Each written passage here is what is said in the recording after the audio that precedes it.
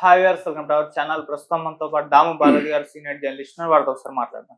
Sir నమస్కారం. Sir Pahalgam ఉగ్రదాడికి సంబంధించిన ఒక టెర్రరిస్ట్ ని ఢిల్లీలో అరెస్ట్ చేసినట్లుగా వార్తలు వస్తున్నాయి సార్. మరి ఎవరా టెర్రరిస్ట్? అతనికి నిజంగా పహల్గామ్ ఉగ్రదాడితో సంబంధం ఉందా? దీనికి సంబంధించినటువంటి వివరాలు ఉన్నాయి సార్. ఇప్పుడు మొత్తంగా మన పహల్గామ్ అటాక్ ఉగ్రదాడి తర్వాత ఆపరేషన్ సింధూరు, దాని తర్వాత పాకిస్తాన్తో మన యుద్ధం అదంతా అయిపోయిన తర్వాత ఒక్కసారిగా మన ఇన్వెస్టిగేటివ్ ఏజెన్సీలు ఎన్ఐఏ కావచ్చు, ఏటీఎస్, ఎన్ఐఏ అంటే నేషనల్ ఇన్వెస్టిగేటింగ్ ఏజెన్సీ, ఏటీఎస్ అంటే యాంటీ టెర్రరిస్ట్ స్క్వాడ్, అట్లాగే మిగతా కౌంటర్ ఇంటెలిజెన్స్లు, ఆయా స్టేట్ కౌంటర్ ఇంటెలిజెన్స్లు అన్నీ కూడా రంగంలోకి అయితే దిగాయి. ఎందుకంటే స్లీపర్ సెల్స్ యాక్టివ్ అవ్వడం, తర్వాత ఈ పహల్గాముకు సంబంధించి పాకిస్తాన్కి మన దేశం నుంచి ఇన్ఫర్మేషన్ ఎలా వెళ్తుంది, ఇవన్నీ కూడా తొవ్వి తీయడానికి బయలుదేరారు. ఈ నేపథ్యంలో ఏమైందంటే ఢిల్లీలో ఉండే పాక్ హై కమిషన్లో ఇద్దరు ఈ గూఢచర్యానికి పాల్పడుతున్నారనేది తేలింది. ఆ ఇద్దరు ఎవరంటే ఒకరు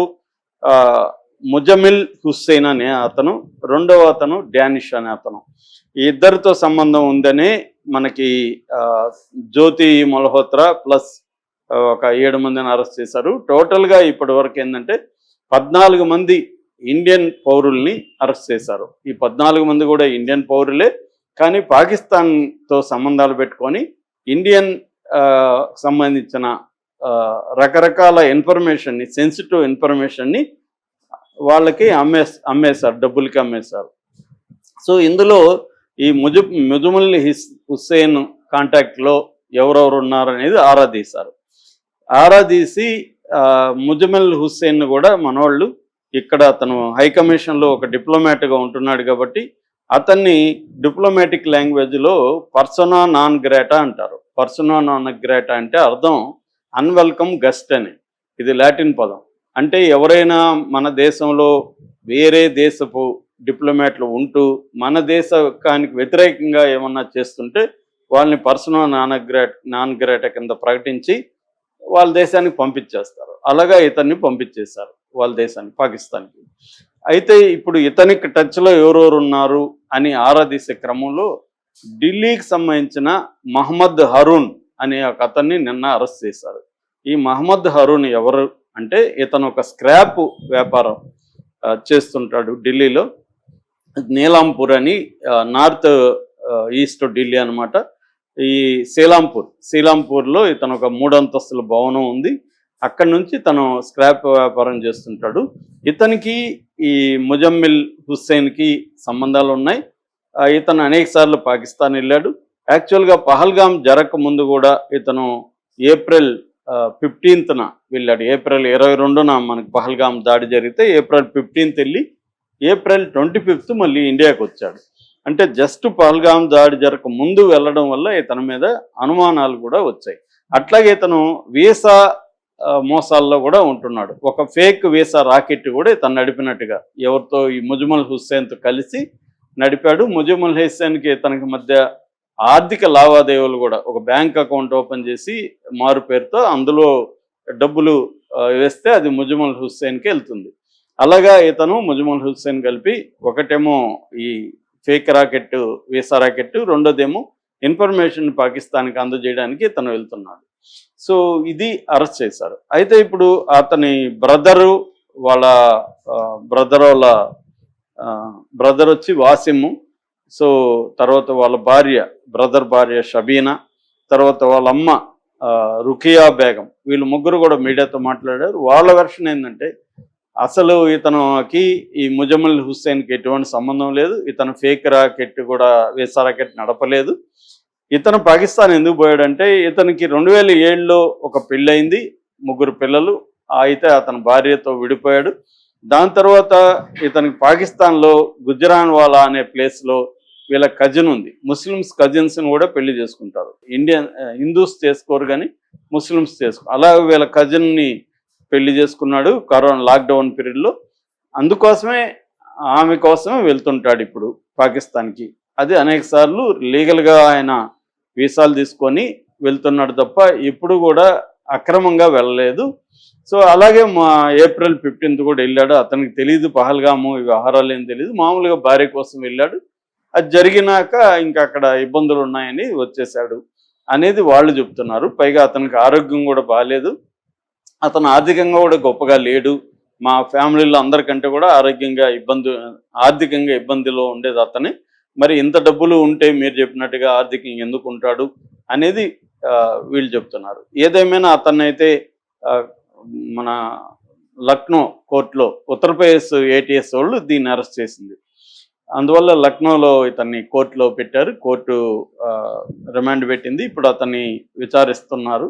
దీంతో పాటు ఇంకొక 2 అరెస్టులు కూడా నిన్న ఇంపార్టెంట్ అరెస్టులు జరిగాయి. ఒకటేమో గుజరాత్లో కచ్లో సహదేవ్ సింగ్ గోహిల్ అనే ఒకతను ఇతను ఇండియన్ ఎయిర్ ఫోర్స్కి సంబంధించి బిఎస్ఎఫ్కి సంబంధించి వాళ్ళ స్థావరాలు ఎక్కడెక్కడ ఉన్నాయి, తర్వాత వాళ్ళు కొత్తగా నిర్మిస్తున్న కొన్ని సైట్లు ఫోటోలు వీడియోలు తీసి పాకిస్తాన్కి పంపిస్తున్నారు.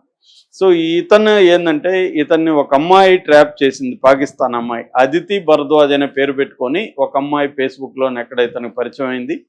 ఆ అమ్మాయికి 28 ఏళ్ళు. ఆ అమ్మాయి మెల్లమెల్లగా ఇతను వాట్సాప్లోకి తీసుకొచ్చి వాట్సాప్లో చాటింగ్లు ఫోన్లు మొదలుపెట్టి ఆ అమ్మాయి ఇతన్ని లైన్లోకి దించి హాట్ చాట్లు ఇవన్నీ ఇతనితో చేసి మెల్లమెల్లగా ఇది నువ్వు కానీ ఇలాగా ఫోటోలు వీడియోలు తీసిస్తే నీకు దగ్గరగా ఉన్న IAF Indian air force BSF నీకు డబ్బులు ఇస్తానని చెప్పింది. అలాగా ఒక 40,000 డబ్బులు కూడా ఇతని అకౌంట్లో పడినట్టుగా చెప్తున్నారు. అతను ఒకరిని అరెస్ట్ చేశారు.